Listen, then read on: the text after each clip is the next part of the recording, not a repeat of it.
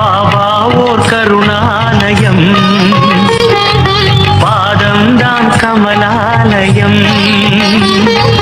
பாபா ஓர் கருணாலயம், பாதம்தான் கமலாலயம். சாயப்பா உறவுகள் அனைவருக்கும் வணக்கம். சாயப்பா மேல் நம்பிக்கை வைத்து அவரை நினைத்துக் கொண்டிருக்கும் உங்கள் அனைவரின் வேண்டுதலையும் சாயப்பா நிறைவேற்றுவார். நல்லதையே நினைப்போம், நல்லதே நடக்கும். என்றும் சாயப்பாவின் அருள் உங்களுக்கு இருக்கும். நம் மனதிற்கு இதமான சாயப்பாவின் இன்றைய அருள்மொழியை கேட்போமா? அன்பு குழந்தையே, எல்லோரும் நம்மை தூற்றிக்கொண்டே இருக்கிறார்கள். நாம் அவர்களுக்கு என்ன செய்தோம்? இதுவே நாம் செய்தால் நம்மை இப்படியா அமைதியாக விடுவார்கள்? தேடி வந்து தேளின் கொடுக்கு போல் நம்மை குத்தி பதம் பார்க்கிறார்கள் என்று நீ எண்ணுவது சரிதான். விஷத்திற்கு விஷம் என்றைக்கும் மருந்தாகாது, மருந்து ஆகவும் முடியாது. அதை நன்றாக உன் நினைவில் வைத்துக்கொள். இவற்றை எல்லாம் தாங்க சொல்வது உனக்கு கடினமாகவும் என் மேல் கோபமாகவும் தெரியும். ஆனால் எல்லாவற்றுக்கும் என்னிடம் ஒரு கணக்கு இருக்கத்தான் செய்கிறது. உனக்கு புரியும் நேரம் ஒன்று வரும். அப்போது என்னிடம் கண்ணீர் மல்க நன்றி கூறுவாய். உனக்காக உன் கடினத்தை தாங்க நான் உன் சாயப்பா இருக்கிறேன். எதற்கும் கவலை கொள்ளாதே. வாழ்க்கையில் எதையும் யாரையும் கணித்து செயல்படாதே. உன் இயல்பில் இரு. உனக்கான பாதைகளுக்கு தெளிவு கிடைக்கும். ஆனால் சுதாரித்து சிந்தித்து செயல்படு. கவனமுடன் இரு, விழிப்புடன் எதிர்கொள். எல்லாவற்றையும் விண்ணையும் உனதாக்கிக் கொள்ளலாம். வசந்தமாகும் என நினைத்து காத்திருக்கும் காலம் உன்னிடத்தில் வரப்போகிறது. உண்மையாக இருந்தால் பிரச்சனை வரும் என்று அஞ்சுகிறீர்களா? நீங்கள் நினைப்பது போல அது ஒன்றும் பெரிய விஷயம் இல்லை. ஆனால் இந்த உலகத்தில் உண்மையாக இருப்பவர்களுக்கு பல சோதனைகள் வரும். வரலாற்று காலம் தொடங்கி தற்காலம் வரை நல்லதுக்கே காலம் இல்லை என்று புலம்புபவர்கள் தான் அதிகம்.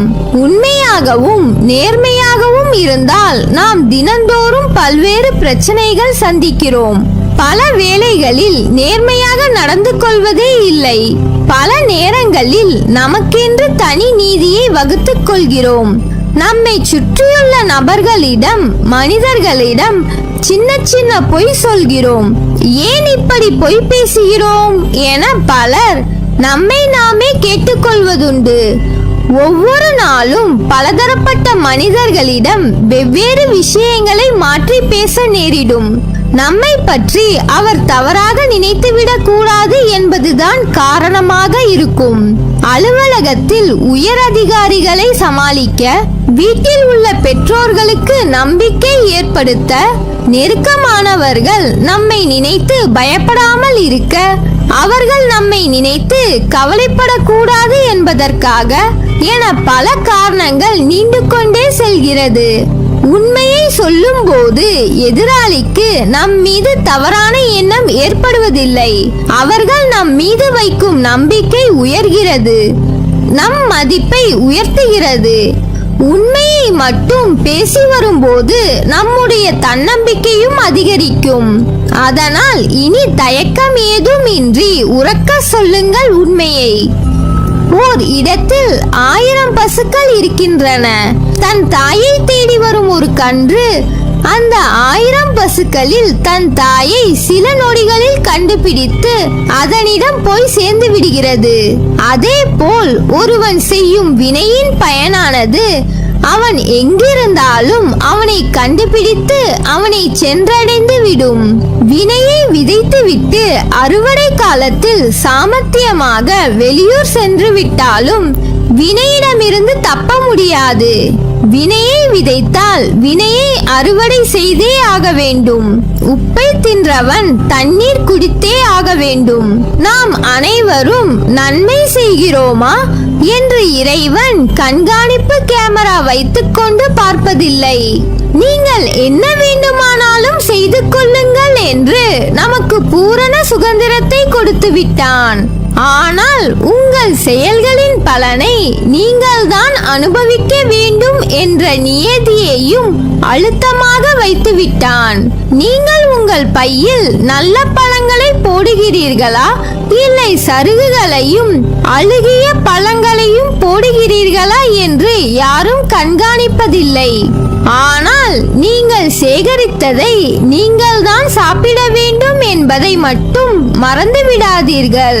ஐயோ, அக்கிரமம் செய்தவன் நன்றாக இருக்கிறானே என்று ஆண்டவன் மேல் நம்பிக்கை இழக்காதீர்கள். அக்கிரமம் செய்தவன் இப்போதுதான் காய்ந்த சருகுகளையும் அழுகிய பழங்களையும் தன் பைக்குள் போட்டுக் கொண்டிருக்கிறான். விரைவில் தனிமை சிறையில் அவற்றை உண்ண வேண்டிய காலம் வரும். அப்போது அவனுக்கு பசி பரிசாக கிடைக்கும். இது மனிதன் இயற்றிய சட்டம் இல்லை, இறைவன் வகுத்த நியதி. இதற்கு விதிவிலக்கு இல்லை. நீ என் உயிரான குழந்தை, நீதான் எனக்கு உலகம். உன்னை முதுகில் குத்துபவர்களை கண்டு வேதனை கொள்ளாதே.